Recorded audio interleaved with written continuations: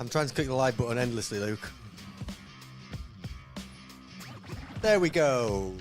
Just in time for a real nice drop of the beat. Welcome to Epic Flail. I'm absolutely delighted to be joined by Luke this evening. Welcome, Luke. In today's show, Luke and I are going to be talking about the winners and losers from Pariah Nexus. We're going back to some of the original Meta Monday roots and getting into the data and the stats, which I'm excited about. If you are joining us live, we'll be chatting to you shortly and getting your thoughts and input on this very issue. If you're not joining us live, then let us know what you think in the comments below. And whether you're live or not live, please like and subscribe and consider being a member, which you get access to our After Dark shows, one of which Luke and I are doing straight after this show. We're going to get some live reaction from me on some new models that come out. Luke is going to be talking about some of his favourite strategy tips. As you may well, Luke is from Incursion Tactics, a wonderful channel, the details of which you can see in the description below, and you can find out about on our Discord, which you get access to if you become a member for just £2.99 a month. There we go. Whew, it's getting long, that now. Smashed it. Getting long. How are we doing, my friend? Yeah, it's been good. Yeah, love it. You keeping Love well? life. We're fresh back from streaming the tournament of the week. I've done a Meta Monday since then, but I don't feel like it was that long ago. It was such an epic experience. It's burned into my mind. Time just flies by. Are you all right as well, though? I'm doing well, mate. Yeah, I'm all right. Last episode, those of us that joined us live are aware that I think someone described it on the Discord as like a descent into madness. Because it was just a bit of a wild episode, whereas I feel a lot more balanced today, although Liam isn't threatening me with smelling salts, which is what it was last episode, as you'll know. Liam had those smelling salts over there, which I'm hoping Luke doesn't start waving around, because it was genuinely absolutely disgusting. It's awful. I thought there was going to be vomit multiple times. Oh man, I genuinely felt like I was going to be sick. Welcome to the folks that joined us live. So we were 2 minutes late, I think, if anyone was counting. But we were just doing a few last-minute administrative things and firing things around. Pariah Nexus, mate. We've had plenty of games now of Pariah Nexus. It's been out for some time. I've had at least one game of Pariah Nexus. Yes. Luke's played one game of Pariah Nexus. No, you've had and you've watched a lot. We watched many at the event the other weekend. We did. I'm getting a lot. I'm playing. I'm getting games in. It's impressive. I'm getting games in. I'm at the club tomorrow. Good. Got your top. That's what you. Oh, I'm jealous because I wanted to. People in the league that I'm in they've got league chats for the Brighton League, obviously, and I can't remember who posted, but people were asking for games on the week one, but it was like tumbleweed, and I'm not free, and I feel really bad because I want to play the league and get the league going, but I'm not free. No, don't. You're getting it all wrong. What you want to do is you leave it to the last minute. You get as much information as possible. Let everybody play the games, and it's the final run. That's what I've done in both leagues.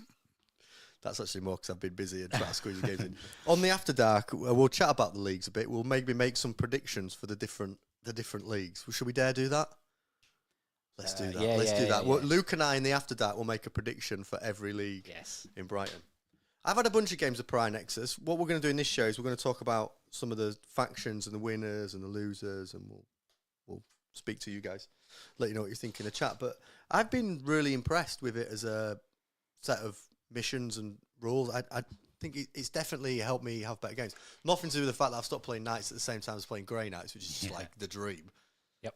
But it feels good, right? I've been quite impressed by GW's ability to drop this, and it across the board seemed to improve the game, in my experience. Yeah, I mean, they're never going to get it 100% right. It's GW, and nobody's perfect, but I think they have done a tremendous job. In a lot of I was updating a little, I do a little free download on my, on Incursion Tactics. There's like a score sheet that's just people can use. Yeah. And I was adjusting it for Pariah, and I was like, it was interesting seeing actually comparing what you could score for different secondaries to the new secondaries now. Yeah. Just doing that activity, and it's made a huge difference to how games play out, and I think for the better. Absolutely, it's really good. Yeah, I've enjoyed it a lot. Welcome to folks that join us live in the chat. Brandon's saying Grey Knights are dog water, which is, as one of the best Grey Knight players in the world now, after 4 games of them, I find that very, very offensive. Yeah, welcome to everyone in the chat. What in particular do you think this mission deck has kind of done, Luke, to just make the game a little bit more enjoyable? What are the sort of standout things for you that you think have moved it on? Short answer is it's generally a little bit harder to score, as in to rack up the points. Some of the objectives are still quite easy to get, especially some of the ones where you've got to be in certain parts of the board. It's quite simple to get there, but then the points are generally been tickled down, so you're not getting. I love how everyone's saying tickled now, by the way, yeah. so I just want to get that in. I did that in my last video. I didn't even think. I just sort of did it, and I was like, I'm not even going to cut that out. I'm just going to run with that. You can do so much of it. Tickle, tickler, tickling. It's frightening how much of an influence you're starting to have on on people. Yeah, none of it good. Like none of it is a good thing. Sorry, I did interrupt you completely in the middle of you making a very good strategy point. Yeah, but that'll be a theme, I think. But just points. They seem to have toned things down, but for the better in that respect. You're not just running away with some points. But to my point earlier around it's not 100% great. My only thing that I think they've done a bit weirdly is, unless I'm very much mistaken, and maybe I've missed something, so feel free, chat, to correct me if I'm blundering into something at first. I'm worried. Here they come. But bring it down, and I think Cull the Horde does it as well. You can have a weird situation. It's not capped what you can score. So if you're playing an army with multiple tanks or big monsters, and you've sort of done a bit of chip damage, and then you happen to kill a lot of them in one turn, you can get most of it. Like, it's not capped what you could score. It used to be capped at 8 for bring it down, but now it's, if you're doing tactical, you could just you can go in a bit. Yeah, and it's not even something that I think people were gonna play to make happen. They'd be like, oh, I'll just get that great unclean one to 1 wound and that one to 1 wound, and then I'll try and kill them with. It would just be like, you can create this random scenario where, oh, I killed 3 greater demons and I've got all these points now. Yeah, just really suddenly rack it up. Yeah. Liam Jordan is saying, wait, can I get one of those shirts sent up for the Thursday podcasts? I should do that actually, mate. Yes, I will get you a flail shirt sent so we can look quite the brand on the Thursday calls. Brandon is not from Zimbabwe. Before anybody goes too far down that route, just intercepting there. Brandon, you are not from Zimbabwe. You live in the middle of Brighton. It's not not quite the same. Yeah, the bits. There's some of the things that really irritated me about the last mission deck appear to have disappeared, which is great. It was incredibly. It feels like there's way less chance of you ending up with 2 mission cards where you just can't do anything. Yep. And it's incredibly annoying. Yep. And some of them even say if there's none of the criteria, you just bin it and draw another one, which is so good. Makes a lot of sense. Yeah. You didn't play with Maelstrom cards, did you? Back in there. Was that an attempt at a northern accent? I thought I did really well there. Back in there. Jesus, get out of here. I didn't. No, Maelstrom was a bit of a wacky add-on, wasn't it? To the this is like it was. Imagine all of these mission cards, but significantly worse. And you used to have numbered objectives. So if you know, some people have like a number on their objectives when you play, and it doesn't really mean anything. But back when you play Maelstrom, they would literally be numbered, and it'd be like, oh yeah, you get points if you score objective 1, and then you'd look over and realise, oh, objective 1's in my opponent's deployment zone, and there's no way of getting rid of it. It was just stupid. Yeah, so it's nice that that's not a fun experience. Sorry if I just deafened anybody in the chat by shouting in Northern. Yeah. There's like 3 iPhones have just blown up, like someone's ears bleeding. It's like total chaos. Anything that feels like a step backwards, or something that you've kind of been like, that's really frustrating. Why does this still exist? There was one, but it has escaped me. Mainly the weird thing, because anything where you can create those random moments where the scoring just runs away for somebody, that scenario, it's not going to happen in many games. So it's one of those things where it won't really be making a difference in the background scheme of things, but it still annoys me that it exists, that you can have a game that then just gets turned on its head because of that scenario that I just went by. But I think generally speaking they're pretty good. I like that it's not completely new and it's a steady change. I think the stupidest thing is less about Pariah and more around the movement rules that they did. There's about 4 different versions of them now, and that's just a bit daft. But from Pariah, I think it's pretty good. Have you used secret missions yet? Have you? No, I've sort of had them on my radar, but I've not needed them I've not kind of deployed them. You, Do you know what I mean? just I've win not your games. This is I've just never. I don't think I've lost a game for about 7 months now. So undefeated. Played two. Pariah No, Nexus. no, not all. That's not the case. I think. I think on the whole, it's felt really good. It's felt like Games Workshop clearly are paying attention. I think the bits that I'm most frustrated about, Liam and I talked about the other week, which is how they do all these really good updates, but then don't make it easy to digest all those updates by updating all the rules and in fact having this like, it's like a mini puzzle. It's like a mini game to get to the rule that you wanted to get. Yep. There has been some games where I've still drawn 2 missions and I'm like, these are a bit rubbish, and you drew 2 better ones. Yep. I haven't seen anyone play Fixed, which I don't know whether that's this mission deck has pushed everybody to tactical, but I've not seen or heard. And when we streamed the UKTC event the other week, everyone was tactical. and we're streaming Leeds, by the way, everybody. Whoop. Which those of you who are on the Discord will know that, but those of you out on the Discord, we're streaming Leeds UKTC. It's a bit of fun, isn't it? No one took tactical. Sorry, no one took Fixed. Everyone took tactical, which says something. Yeah, and I think that's interesting that they didn't have the. Actually, I can't remember. Are they pointed differently? I'm blanking. What now. pointed differently? Sorry. They used to be you'd score, if you took Fixed, you'd get less points. Yeah, that's right. Is that you got still less. the case? I'm not sure because I've only ever taken tactical. Chat will let us know if Fixed is a different brain's going. setup. Nah. Brother says, "An evening, George, mate. Good to see you." What's Brandon saying? I actually found this channel when Paul was doing community outreach work. He came into the village with 2 bits of toast and laughed at us all for being malnourished. Thanks for that. Poor Brandon. That Taylor. Brother says, supply drops BS of one objective, possibly being closer to one opponent, better position, big run on layout 1. I suggest that either of the side no man's land objectives go away in the middle. I've noticed on those, me and Ham Sandwich, who's in the chat, hello Ham, Mr. Sandwich, were playing the other day, and a lot of the terrain layouts do just leave things just in the open. It's just like, if you're an objective in the open, and again, at the UKTC, every single game, if you wanted to be on an objective, you're getting shot, you're getting charged, which is, I felt like my games in Leviathan, you could stage on an objective and kind of be set. It was less just like killing field, which might bear some relevance now as we get into kind of like which factions have done well, which factions have not done so well. Like you've got to be out there. Yeah, you've got to be chunking it. There was some areas where you could hide a bit, but especially on the Dawn of War, whatever it's Sweeping Engagement, I think it's called now, where it's basically like a Dawn of War, but sort of boxy weirdness. You could be behind it, but then they could easily get an angle on you, so you weren't like always well hidden, or if it was a different deployment zone, I can't remember. But to your point, it wasn't very easy to hide all the time.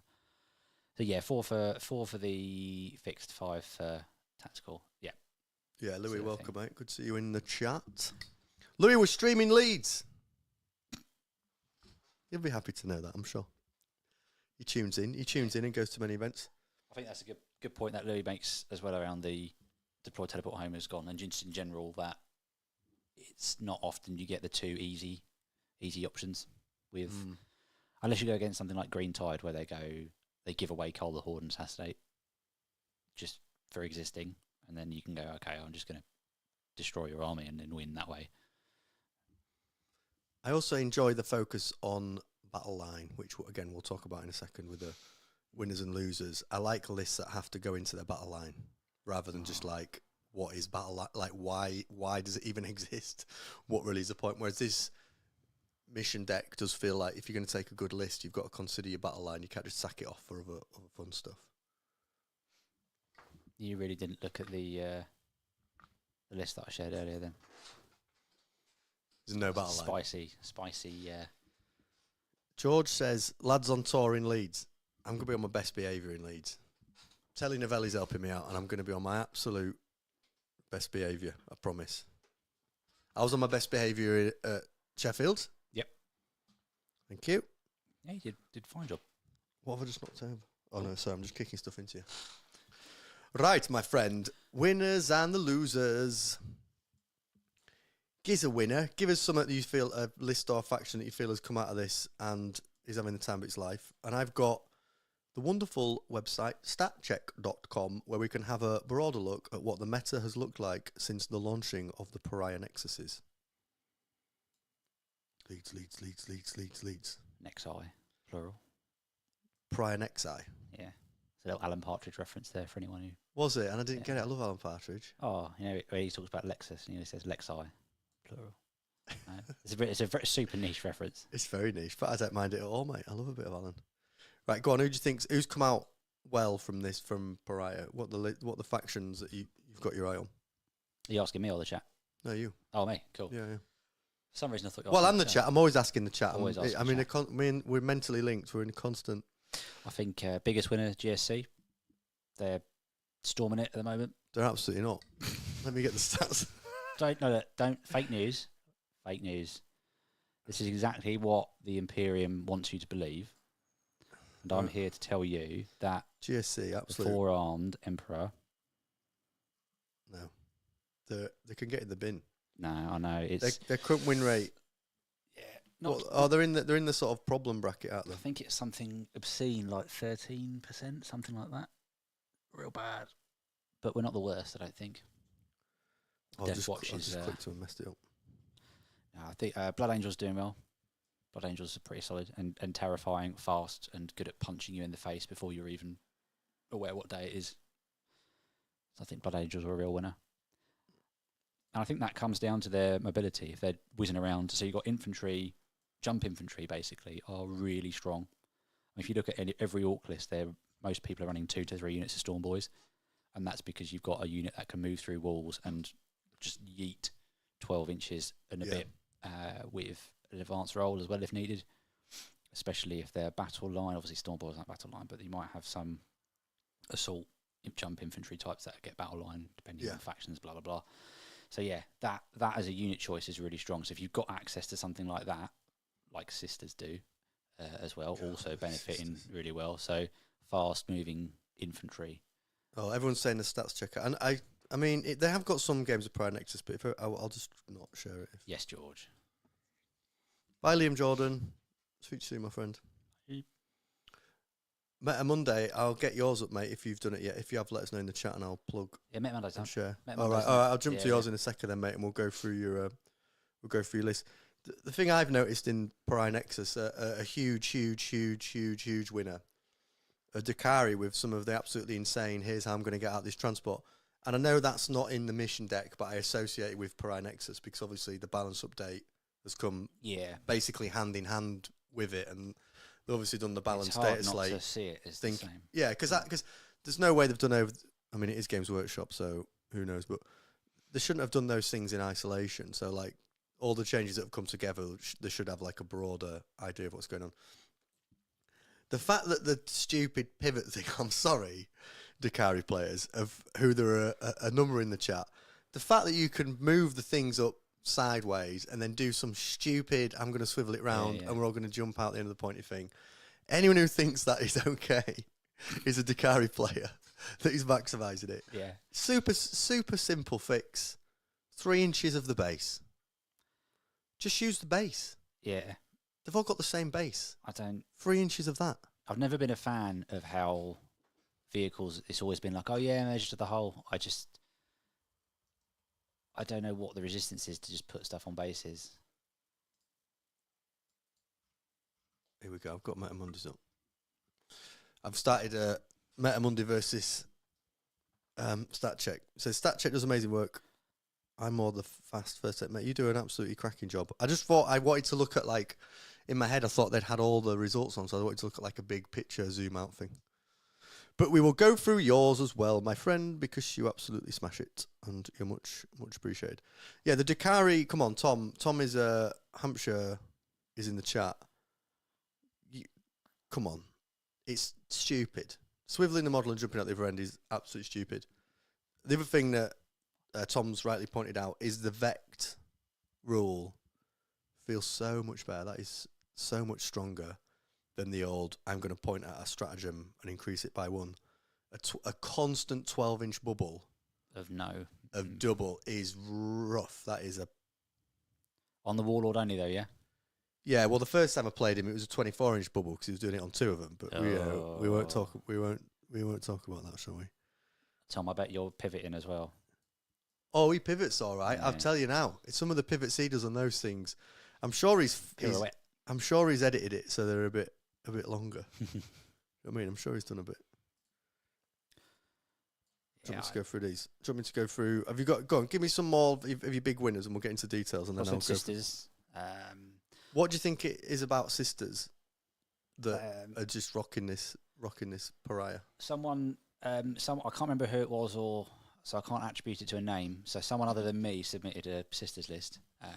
My sisters are still half built, and they, the list was called Threat Range. Yes. So that to me sums up sisters at the moment with the Flamio Hotman. That was an Avatar: The Last Airbender reference. Do you keep doing references? Yeah. What was that one? I just thought you were stumbling with your words. No, Flamio Hotman. That's from Avatar: The Last Airbender. Aang pretends to be in the Fire Nation, and he calls himself Flamio Hotman. There you go, everybody. If you anybody that got that in chat, let me know. It's like tumbleweed. I want to do a survey, see if anybody actually like. Anyway, that was from Mickey Mouse 3: The Lost Adventures. By the way, that it makes sense in my head. It's fine, mate. You're good. Aang's name in Series 3. Yes. So George. Try to prove a point then. Yeah, they just barrel down the table and they just burn everything in their path. Again, the jump infantry and miracle dice is always good. Backing that up. And it's just real strong. And you can't, when you got all those flamers and things, and the Dominion squad's being split out, it fits nicely into the MSU style. Why are people shouting about cabbages? That's another Avatar reference. Oh no, they're all rallying. They're all rallying to your corner. Oh Jesus. Yes. Oh Christ. Yeah, I mean, Rob obviously loves sisters and has done very well with sisters, but he loves the MSU. He loves just being able to spam the board, so screen everything out. Obviously, they've got a good army rule anyway. They've got a fantastic detachment rule, and MSU playstyle is really strong in Pariah right now. Yeah. And the mobile infantry, and then obviously the Starship Troopers reference that if anybody didn't get it. Oh, so I missed that one. What was that? You just said mobile infantry. It's I'm just being annoying now. Sorry. So yeah, they got a lot of things are stacked really well for them at the moment. It's just a lot. Yeah, they have got a series of things that are working in their favour. Yeah, I think that's like the book's just come out and it's really strong. Yeah, they're riding a wave. And I think GSC could be get in the bin. Oh, sorry. But I think there's elements of GSC that they don't have a good jump infantry. They've got fast moving things, and there's things that they could use, but there's just not as much stuff. They haven't got the strength in the codex backing it up. Like this extreme comparison. Yeah, I feel like GSC don't want to stand on objectives with anything. Maybe the Aberrants can stand on objectives and go. Well, they used to have a 4+ for no pain, and yeah, they've got tinkered down, haven't they? Yeah, but no, not. And that feels like a lot of the setups. You've got to be at a stage on an objective. Although I guess GSC can. The other way of playing that is to just deny your opponent the objectives, right? Is to kind of there's some good jail. I'll just clear and try and do better on the secondaries, and I'll deny primary rather than try to rush and go crazy on primary. Yeah. Custodes seem to be one that have not necessarily absolute top of the roost smashing everybody, but from games we saw at UKTC, games that I've seen online and stats. I mean, we've not gone into Met Mondays yet, which will be interesting to see how well our reflections hold up. But they seem to be all right now. They seem to be holding their own. They're not a joke. They're not like which there were. There was there was just pure tears, weren't there before? Mm. Yeah, George saying Custodes with MSU are doing well. We saw them doing well at UKTC because they could get on an objective and stand on an objective. Yeah, and you still don't really want to charge them. No, not really. That hasn't gone away. Especially if they're good at rolling 4-ups like Macado. You just survive all day long. Losers? Factions that can get back in the bin again? Orks, sadly. Orks, I know you'll be pleased to hear. I'm absolutely overjoyed. I think there might be a cheeky comeback though. I've got some spicy lists if we've got time. Yeah, and I've got the Meta Monday up at the moment, and the top result is Tacoma 438 players and Orks 8-0. So we're going to get into that when we talk about the thing. Imperial Knights, I felt like originally they were going to come out pretty hot. I did a podcast with Toby, which is done now. Basically, I just need to put it up. Just need to get the timing right of him talking about Imperial Knights. Yeah. And just, still not amazing. Still going to struggle. I think, again, with what we're talking about, scoring and needing to be, all over the board and scoring and doing actions and things, I think they struggle. And it's hard not to imagine a good Knights list, evil or good, that doesn't need to rely on allies of some kind to fill those gaps, which is awkward. It is a bit awkward, isn't it? So looking at the wonderful Meta Monday, which you can support, I'd normally put the link in the description. If it's not, I'll whack it in. Support him on Patreon. Really appreciate you doing this, matey. And you often post them in the Discord, so if you like this kind of chat, join our Discord. It's only £2.99, which is about the same price as a coffee. I looked at it, actually. We've got like 30 members-only shows now. So anyone that just randomly joins, you've got 30 episodes of total chaos, some of which probably I should remove. If you delve into the archives, there's some episodes where I'm like, this probably shouldn't be on the internet. No context, members only is pretty spicy right now. yeah, just a bit. So Orks at the biggest event, Tacoma, 438 players, 8 rounds. Event broke into pods after the first 2 rounds, and like every time with the pod system, we have multiple 7-1 placings in the lower pods also. So we've got a couple of surprising results. We've got Orks in 8 and 0. This is one of the lists that you flagged. Is that Marshall? Does it say the name? Doesn't say the name, but I feel like I'm pretty sure. I'm pretty sure it is. I think it is. Because I've got the list up in a second, which we'll look at and we'll talk about. As Luke loves his Orks. Wow. He's that kind of guy. Loves his Orks. And then Sisters 7 and 1. Votan, who everyone at the club plays Votan now. Yeah, it's not cool anymore, guys. I don't know what is wrong with you people. Yeah, I know they're at the bottom. I'm getting to it, actually. Tom, thank you very much, sir, for your intervention. Tyranids, Vanguard, 8 and 0. Yep, that might. Oh no, that's a different list, I think. So I shared another one. I shared a list with you. I know you enjoyed Tyranids and Vanguard. Yeah, I'll go through the list in a second. Other big event, CSM coming in 6 and 0, and then Orks again with their dread list. Which one's that? What's the dread one got in? Is that all the Killer Clan guys that I can't stand? That's one option. I saw them on the stream and I was like, these models are stupid.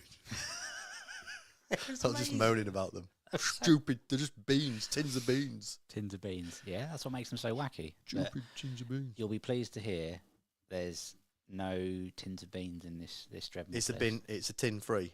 Tin free. Okay, good. Wow. There is a lot of odd results, and you've got Admech. There's one of the 3 Admech players in the world went 5 and 0 in Australia, which is somewhat surprising. Why is that list wacky? I don't think we're going to look at the Chaos Space Marine one on the show. Chuck has a link to it in the chat if you can, Guy, on BCP or whatever, and I'll get it up and we can have a gander at it. Is it all Mauler Fiends? Let us know what it is, Guy.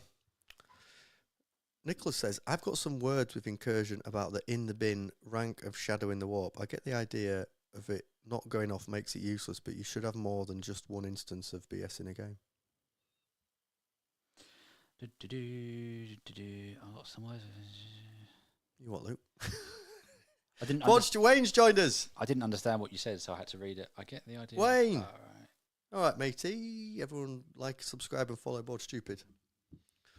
Orks win the biggest event of the weekend, going 8 and 0 with a 46% weekend win rate and a steady 44% 4-week win rate. They seem to have stabilised in the bottom third, but with the ability to win big events, which is great to see, with 5 top placings and 52 players. It is because a lot of Orc players aren't very good. Is this more of a community issue rather than No, all I'm saying is... No, hear me out. You say that about Space Marines. Space Marines. No, basically, a lot of Orc players, I think, I'm not saying they're low IQ. I'm not saying that, okay? In fact, that's the opposite of what I'm saying. I'm saying they're very high IQ. But the way they play the board, the things they do on the board maybe don't represent how incredibly smart they are, because they're a bit silly. Do you know what I mean? Orc players. What does Wayne think about that? He comes in and says hello, and then you. Wayne's going to agree with me 100%. Wayne's basically going to go, Orcs are absolute lunatics. Low IQ, high BO. That was George. I just read it out. Orcs have settled down after Bully Boys nonsense. Come on, Wayne. I'm quite stupid, to be fair. Right. You're not stupid. But you get what I'm saying. Orcs, it's a bit, we'll try this, we'll do that. Like, if you're going to list all the factions and go, which of this lot cannot be trusted to write a good list and are a bit mental. Do you know what I mean? If you honestly were like, right, pick a faction that has the highest percentage of, check this out, I'm doing this is a bit mad, I'm criminally insane. Probably Orcs. It is though, isn't it? It is. Yeah, I can't argue with you. You know, there's sort of like the of some more high IQ, high application players like Grey Knights and things like that, but I don't know. It might be that, because obviously they're very, they can win events. I did once do an entire video on Incursion Tactics with the voice of an Orc, and there were I don't know how a non-zero amount of Orc players that absolutely bloody loved it. So you're not wrong. They're all absolutely mental. What's been said? They remove part of their brain to fit in more sweat glands. Do they actually? I mean, I'm so surprised by the mushroom thing still. I found it. Oh, thank you, Wayne. Best thought video ever, says Bod's stupid. So we've got an acquired taste, I think, is Orcs. But now I don't know. I think there was some pushed army rules, and I think Wayne's kind of on point there with like now that's settled down a little bit. I think we're seeing a bit of a almost like in the stock market. It's kind of a bit of a springback. Is that the right word? It's dips kind of, and your troughs. Yeah. It's leveling out a little bit and settling. Settling is the right word, I think. Yeah. What do you think? Do you think they'll end up in like a 60%? 60%? No, come on. No. I reckon it'll be high 40s to 50s, sort of Goldilocks. Is that the right? Yeah. The Goldilocks zone. The Goldilocks zone. We're not starting talking about climate change, by the way. If that's I think we'll see less diversity as well. I think Warhorde is basically the best way to play it. Yeah. You can meme it up with Dreadmob, and there is some boring play patterns you can do because the Gretchen get an awesome reactive move, but I don't think that's the strongest way of playing it. I think Warhorde is the best way of playing it. CSM were the only faction to win 2 events this weekend, with both a weekend and 4-week win rate of 46%. They seem to be in the same boat as Orcs. With the ability to win big events and with 3 detachments in regular play. They're also by far the most played faction of the weekend with 83 players. It does take a while, to be fair, doesn't it? Yeah. For people to like get the list built, and there's always a transition of new book comes out, list starts to, list change, people get the practice games in with them. So maybe those first sort of results were just people throwing them on the table, and because it must have been quite difficult for CSM because the new book came out. They all started building lists and playing the games. Just got a few games in. Then Pariah Nexus hits with big changes. Yep. So then the whole meta shifts, and they're in the middle of they almost had the release on the wrong side, didn't they? Because they're just getting into, what does my list need to do? Oh, actually, no, Pariah Nexus has changed everything. Now I need to readjust my list. Yeah. The difference is Sisters are obviously completely broken, so they've not. You could build anything with Sisters. I think as well, you've got. I didn't really get it when it first was when they started doing the codexes, where they kept. I thought the indexes and the detachments in the indexes were a stepping stone between what the codexes will be, but actually the pattern is you've had your index attachment, and now whatever the codex is, you get that tweaked plus some other bits. And it seems to me that, especially with the Orc stuff and the GSC stuff, that you got the options to play in these really polarizing styles, so like Cult of Speed or the Xeno Creed or the one that I'm playing at the moment, where it's all Aberrants and Gene Stealers. You can really pick a lane and do that, but you don't have to. And generally speaking, I think not. A lot of the time you're going to see in tournament play, you're going to see less sort of skew. Maybe in teams you might see a bit more, but tournament play you're going to see more. Like the Warhorde, for example, with Orcs is the best detachment, and skewing and doing all these wild things, you're not necessarily going to be able to play the games a bit more, play the games as effectively, sorry. So I think that might continue to be the pattern and how things kind of pan out, and it's interesting And what I quite like about it is it gives people a lovely amount of variety in Pariah Nexus. You can do whatever you want, but there's going to be disparate power levels and your results are going to vary. But it's nice that you can just play like the first game of Orcs that I played was Colt Speed, and it was great. So I can play 16 Deathcopters and just go mad, and you feel like you're being rewarded for doing it, even if the faction's not, even if that detachment isn't that great. At least there's a sort of, you get a bit of a buff for doing so, which is cool. Yeah, no, that's a good vibe. Agree. Guy says the CSM list I just posted in using the Chaos Cult detachment that literally everyone dismisses a fluff detachment. The most skew, the skew can skew if a skew skewed. We're talking in the cow. We're going back from UKTC how those like off meta skew lists just do sometimes come out of nowhere. And you were talking about a few players and people that kind of epitomise that way of playing and just kind of coming out of nowhere with something. Because 40k is so big now. Like there's such a big tournament scene. The game's clearly doing really well, and there's obviously like a big diversity in lists people play and the way people play. But there's also a lot of groupthink, isn't there? And it's kind of like, what's the list? What's the list? I'm playing CSM. It's this detachment. What's the list? And I'm nothing against that. I think it's quite a normal process. But sometimes when that happens, people do become a bit lazy, don't they? In terms of going like, right, what's a bit of a mad list I can take? Like, how can I really push this to its extreme? Or what's some of those combos that maybe are going under the radar a little bit? Yeah, it's. I think it's a fine line to tread between following the meta and doing, okay, what's the orc list at the moment is a very narrow-minded view. It's a very efficient way of looking at it and thinking about, and again, if you're playing at a certain level or you're trying to play at a certain level and you're thinking about the winner's metagame, there is value in doing that, absolutely. Completely agree with that. But you still can play against a weird matchup and just be absolutely trousered because you just, okay, I'm not prepared for 150 Orc boys, and now I'm going to get stomped because I can't I can't kill them all. Which is definitely a thing. It's a fine line. And it's amusing. What I think is quite cool is even though there are good and better armies, nothing feels too over. Equal kind of player level skill. You've got things you can do in games, and I think the cards help with that as well. They do. Yeah. Give you game against a tough matchup, and it's not just always going to be, I'm going to lose this matchup. Nothing I can do. And like the secret missions are interesting, aren't they? Because there was I think Brandon won at the club the other night with a secret mission. Oh. Which last edition, the Gambits were just I never saw it. They were so bad. I read them, left them in the box, and never looked at them. And I never saw anyone do one. But the secret missions are legit. Like, okay, maybe you have just been pushed off. Sorry, this chair's really creepy. Pushed off a little bit. There is a way to kind of launch yourself back in. Someone made a comment in the chat, but I've lost it around me playing World Eaters or something, saying I'm low IQ. Right. That's a fair comment. I lost a game against Steve the other day. He's playing Votam. Oh, he's in my league. He's in my league, Steve. I think he's in the chat as well, though, Steve. And I think I can't remember really. I was just playing the game. It was fairly chill, but I probably could have looked at a secret mission to maybe get back in the game, because there was a point where the game started to run away with Steve, and I think I said at one point, I need to charge here and here and get those objectives, and I think 2 out of 3 completely failed. And I was like, I don't think this is going to go very well for me anymore, and it didn't.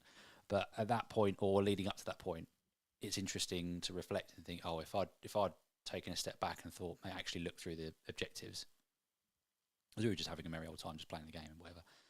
And then I might have been able to have a look and not have to, because I was going for primary as well. I could have sacked that off and maybe done something weird and scored something else, which is cool. Yeah, no, makes the games much more interesting. Sorry, is that beeping? Just press the mute button on it. Adam says, "Hi boy, G let you out stream tonight." G's out having acupuncture, aka oil change. Where's the mute button? It's like around here somewhere. There's like a volume, and then volume, and then mute. World Eaters are interesting. 53% win rate, lots of top finishes. They were the 4th most played faction this weekend, 64 players, but they do seem to have a problem winning events. Do you want me to press it? Yeah, I don't know what to do, mate. Oh, sorry, I thought you meant on the screen. Oh, no, or mate, the no, actual no, no. keyboard. Sorry. Yeah, World Eaters don't seem to be able to go all the way through, much like Brandon. I'm only joking, Brandon. I'm only joking. Maybe they're a bit of a stat check list, because from having a few games with them and sort of messing around with them a little bit, they do feel like an army that you can deal with through sensible... Well, not even deal with, but you can get... What I've seen with World Eaters is good players will have a screen, and ideally a scout screen or an infiltrating screen that just goes blah, blah, blah, blah, blah, blah, blah, blah, straight across your line, which doesn't... It's not like a... It's a way to stop them getting the first turn absolute horror charge. It still feels like a game because you lose that screen, and good World Eaters player won't just put all their stuff in the middle of the board. They'll just stage on the objectives. But whatever. If you can't do that, and World Eaters can go, oh, if I go first, my entire army is going to charge you, or I'm just going to tie you up with stuff. Feels really good. Tom's saying World Eaters are for smooth brains, which I'm sure will be very well received by Brandon. JCMS Meta Monday, 45 events recorded. Sisters and Blood Angels have won 5 each. The most so far of any factions have won at least one already, which is really good this early into a data slate. That's a good point. We've been worried about Sisters for a while, haven't we? Yeah, they're pretty good. They're going to be a bit cheeky, aren't they? Yeah. Yeah, they're good. Very, very good. Make Tau great again. That's what some people might say. They've settled into the middle of the pack. 49% win rate. A win rate. Who's saying an that? event. What? Who's saying that? Who's saying Make Tau great again? I don't know. Who said that? No one. I've got a Tau player in my league. I've never played against Tau in this latest edition. They're going to shoot you. They're going to shoot me. I'm going to hide. Tau seems to have settled right into the middle of the pack with 49% weekend win rate and events win, and 70% of their players going XO, X1. Are they balanced? Thousand Suns, but 57% win rate, but they didn't win an event, which is something. But they're another faction that we've seen at the club and events, and yeah, just around the country. Seems to be like pretty punchy. Yeah, they love a good Overwatch. The Overwatch with the Flamers, yeah, is one way to get me real upset with myself very quickly. It's so good. I still stand by Overwatch being one of the biggest mistakes of 10th. I detest it. I really don't like the rule at all. Yeah, I think it's rubbish rule. Yeah, it needs to get in the bin. I think it'd be fine if it was like an ability a unit had, or no, you just don't like it. It's just crap. Grey Knight's 48%, the noblest of factions, recently announced a few weeks ago by myself. Didn't win an event, but I feel like they're ticking over nice. I saw a thing on the Grey Knights Reddit that was like, Grey Knights are the most unfun faction to play, voted the worst faction to play against, all this sort of thing. I was like, really? People may be just annoyed about the like, I'll pick this up, you can't shoot that, I'll move that here, this will come in there. But I could think of worse factions. I can think of worse things to play against. There's definitely less unpleasant list to play against, like, I think it's probably more accurate to say it really sucks if you forget that they can do that. Yeah. If you're not very good at the game, Grey Knights can be really awful to play against. No, I'm joking. There is a point in that, I guess, though, that like if they're a faction that you have to have a really good understanding of certain phases of the game, they're probably on average are not that fun to play against because they're not new player friendly. I think people get fatigued as well with things like they think, our screen turns to our screen early, and then I'm going to worry so much later in the game. Whereas you're like, no, you have to screen. Yeah. Otherwise, they could literally be in your deployment zone. Yeah. Brandon says Grey Knights are for people who do missionary. Right. Now, I'm not going there, actually. Save that for the After Dark. Yeah, GSC are down there on 34% from Meta Monday's results, and then Deathwatch down on 36%, really not having fun. Although the Vanguard Spearhead had 60% faction, 60% detachment win rate. Only 70 players for GSC as well. Really tiny player base. It's a bit like AdMech, isn't it? It's kind of... we always know GSC player base is small. But why do you think it's so small? Just a bit of a wacky newer faction out there. Well, I just think it's complicated. Not everyone's... Oh, you're going for the big brain play. Yeah, I just say that. Stick with no, but they're not easy. Last time we did a show together, it was what are some of the hardest and easiest factions to play, and I think we said GSC were a hard faction. Because And they simply are. Like, you'd be hard Yeah. pressed to convince anyone it's an easy faction to play. and for all the cool models they've got, it's the stuff just dies really easily. So I think for newer players, it can probably be quite soul destroying. Just be like, oh yeah, I got these cool things, and it's like, oh, they're all dead. Yeah. And then they don't come back because your army rules rubbish, and then you just feel sad. You just sit in a corner and look very sad. Just yeah. The chat think we've missed any of the biggest winners and losers from this edition. There's a lot that are just sort of ticking over in the middle. Like the Tyranids on 48%. I mean, it does vary a bit. Crusher Stampede is 31%, but that's never been a particularly good detachment. I did quite like the list that we saw on the stream at the UKTC of the lad who had the Crusher Stampede list. Oh, yeah. I mean, he lost to Custodes, but like he was undefeated at that point in the day. Was that round 2? It was, yeah, he'd won. No, it was round 3. No, Oh, okay. I think it was round 3. I thought it was round 2. I could be wrong. It's unimportant. He probably won a game here, probably round 2. I mean, you're not. Yeah, you're technically correct, which is the best type of. Yeah, he was 100% win rate from winning one game. I really do wish that Vanguard Onslaught list would be a bit better, because I just think that's a cool way to play Tyranids. Up in your grill, lots of stuff jumping out of nowhere. Definitely put in the list because it's the best. Yeah, I think Space Wars is good too. Chat's on point. 51%. Oh, I was going to get the list up, wasn't Oh, what, the Orc lists? I? Yeah. Here we go. Tell me about this list. So this was... Oops. I just analysed Got the Warhorde list. This is Nathaniel. So yeah, this is Shane. Oh, this is a Tyranid list. Yeah, Oh, sorry. Tyranid I've just list, done them in a random order. Yeah, go for it. So this is probably more your wheelhouse than mine, but so this was unashamedly stolen from Tactical Tortoise. Oh, yeah. Shout out to Tactical Tortoise. We did try to find some of these on Best Coast Pairing, but you just literally couldn't find it. No, it was just unfindable despite having a paid account. So yeah, gotta love it. we've used an image from his stream, but we thank him and we'll put a link in it in the description to the video to say thank you. Yeah. There's a few Tyranid players in the chat as well. Let us know what you think of this one. So he had a Neurotype with a Neuronode, Winged Hive Tyrant with Chameleonic, 3 Broodlords, a Death Leaper, the best model in the game. Infantry, 3 lots of 10 Gene Stealers, 2 lots of 6 Raveners, 2 Lictors, 2 Neurolictors, 6 Tyranid Warriors, and 3 Von Leapers.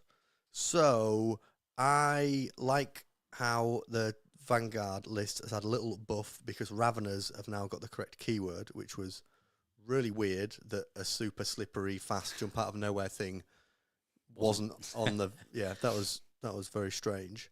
The Warriors have always looked interesting, but when they're paired with the Winged Tyrant, so not the Winged Hive Tyrant though, just the mini one. Yeah, but this list doesn't have that, which is somewhat unusual because normally you could give them the sustained hits and they can re-roll if you shoot a unit with an exocrine. Anyway, don't know that synergy is in this list, but the Broodlords got a buff and Gene Stealers got a bit of a buff.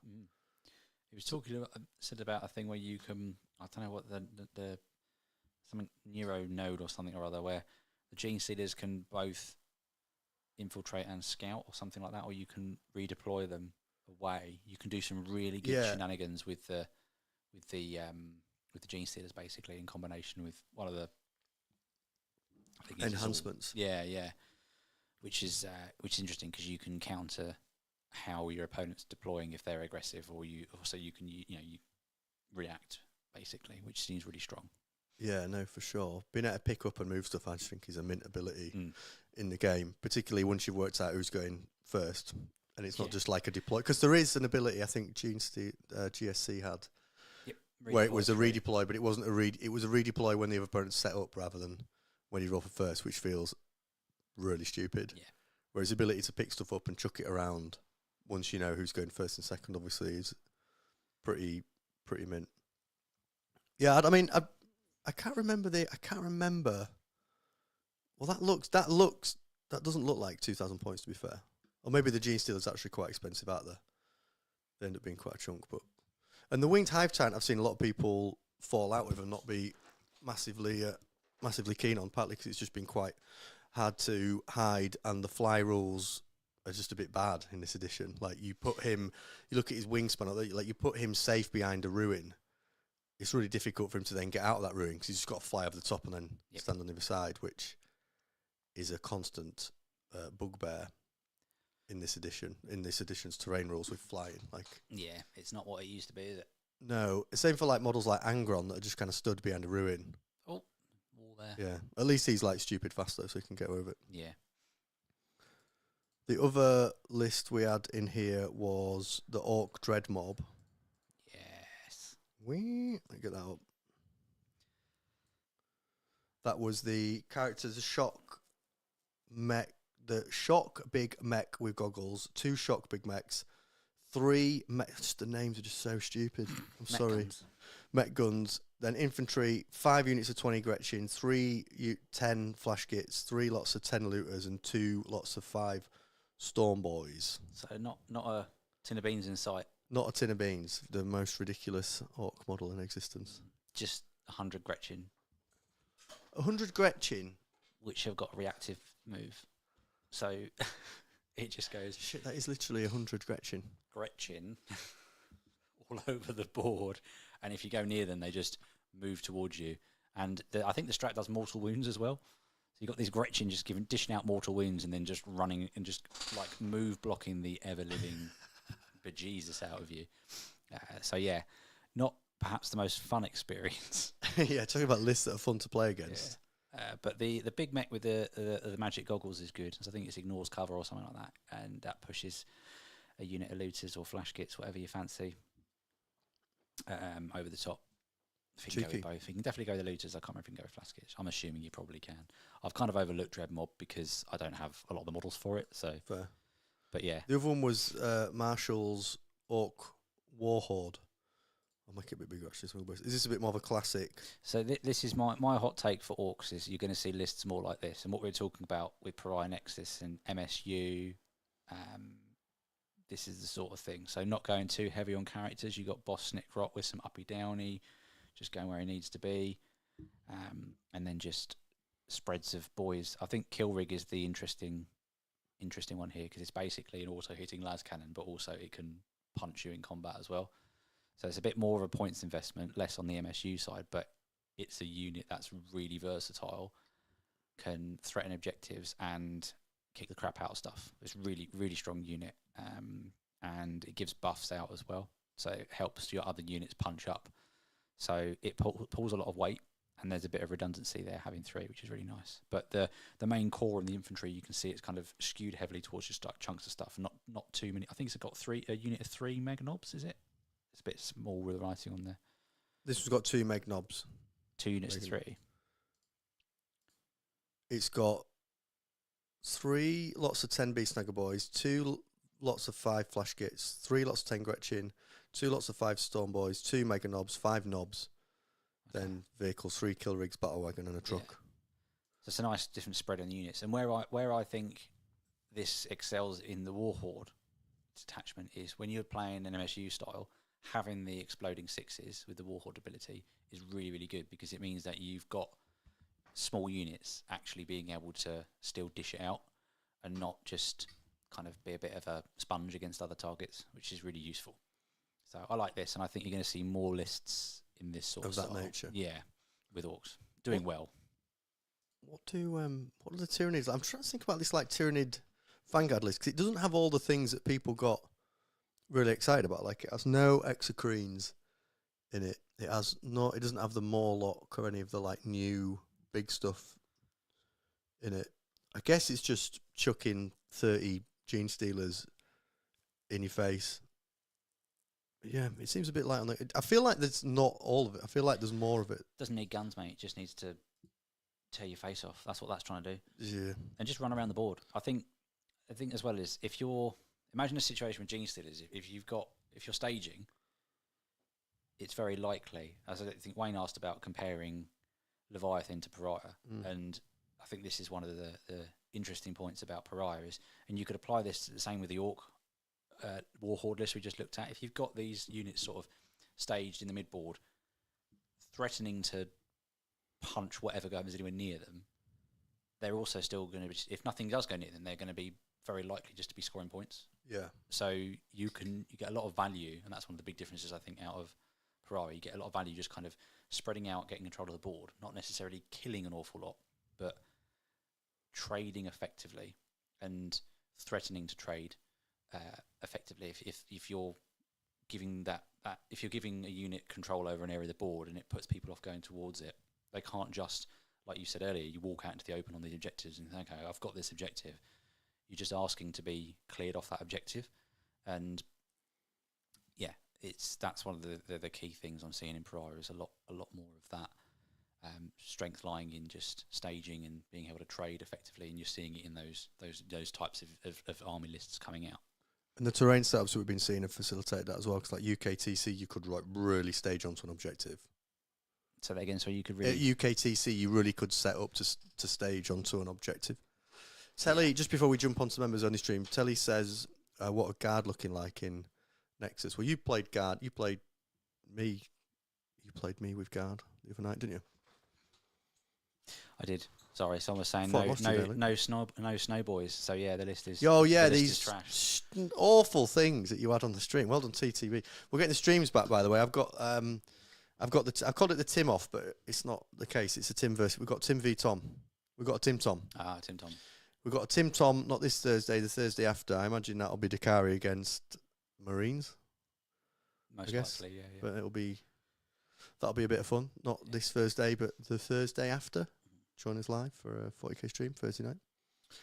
Yes, Wayne, I would love that, matey. Let's hang out and get a game in, my friend. I would love that very much. You can play my Grey Knights. They're nice, fluffy list. A bit of fun. No? Yeah, Guard's doing all right. I think Guard are fine. Yeah, Guard are fine. They're not completely broken and awful to play against, which is a bonus. No, I think they've probably taken a bit of they're reeling a little bit with losing the crutch of the indirect. But yeah, thank God, that was awful. Yeah, exactly. So there was a lot of toxic stuff in Guard. I didn't like playing against Guard. I was saying to Rob the other day, like I just don't actually think, even playing the game we had the other day, like I was kind of just a little bit. Did you not have a good game? I have a good game against you, but it's just Guard. I'm not really feeling it. I think they're fine, and they've got some strong rules, but they're not going to suffer in Pariah. They've got first game you ever had? No, second game we ever had.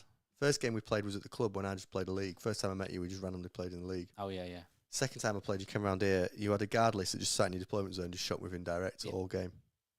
Literally the entire list, it just sat in the back. It was comfy.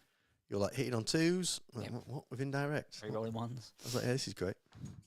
Anyway, folks, Luke and I are going to jump over and do a members stream, and we're going to look at that random model thing that came out today. I don't even know what it is, but we're going to look at it and get a live reaction to that. Luke's going to tell me about some of his favourite strategy tips and techniques from the many videos that he's done, and we're going to make some predictions for the Brighton League, which will probably offend most people in the Brighton League.